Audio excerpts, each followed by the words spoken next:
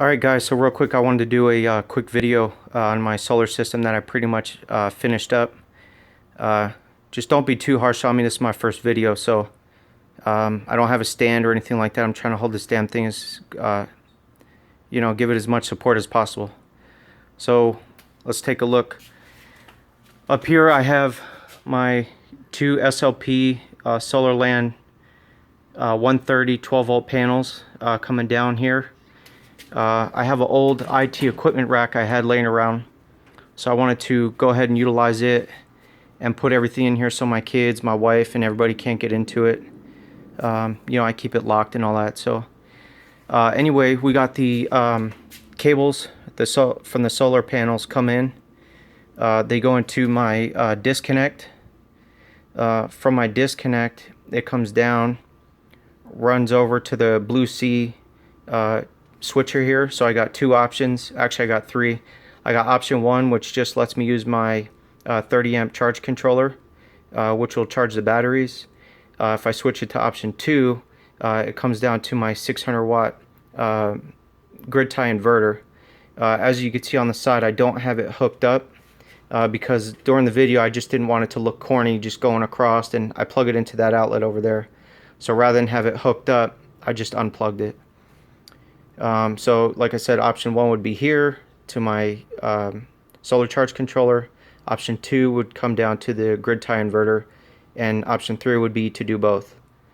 So from here, it's coming down. I have both the positive and the negative fused, which comes down to my battery bank here.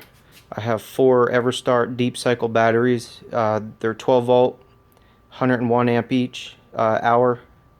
So that's 404 amp hour total.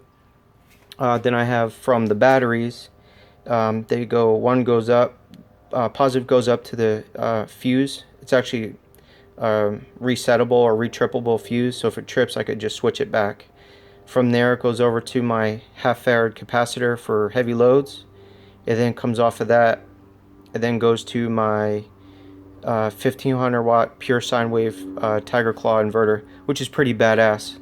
I've had a couple and that were more expensive than this, and through the testings and stuff I saw online, this seems like it would work better, and it actually does. So, and I think this one was around $250, where the other ones I had, they were around about $400. So this one seems to last a lot longer. The only thing I don't like about it is the fans kick on and run all the time, which, it's in the garage so I don't hear it, but it's just something that annoys me. From here I have it comes out of here, runs behind the wall, and then comes up to my transfer switch. So my APC transfer switch, so that allows me to switch if I want to run my battery bank as default or my house current, which is default. And then from the transfer switch here, it actually comes down, which feeds this breaker. This is a 15 amp square D breaker. I have the option to hook up 6 breakers, but right now I only have one because we're actually going to be moving and selling our house and buying another one. So I just so happen to finish this in time to barely get this one done. And then from here it goes all the way up into the ceiling, and then to the one outlet that I want activated in the house. So I know this is a quick shaky video, so I'll just stand back and give it a minute to load so you can pretty much see everything that I got here. So any comments or suggestions, anything like that, let me know. Oh yeah, then one other thing is this blue wire is Cat 5 Ethernet, which runs back to my MT50 remote or controller, whatever you want to call it.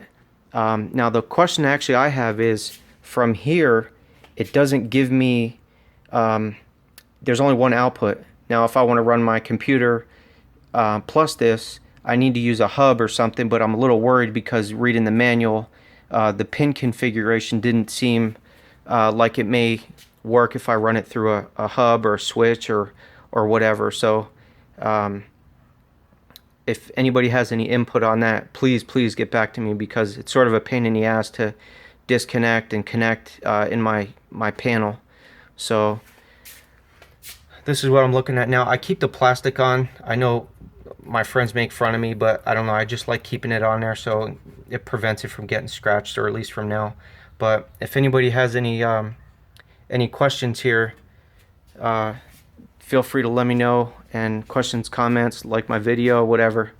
Talk to you guys later.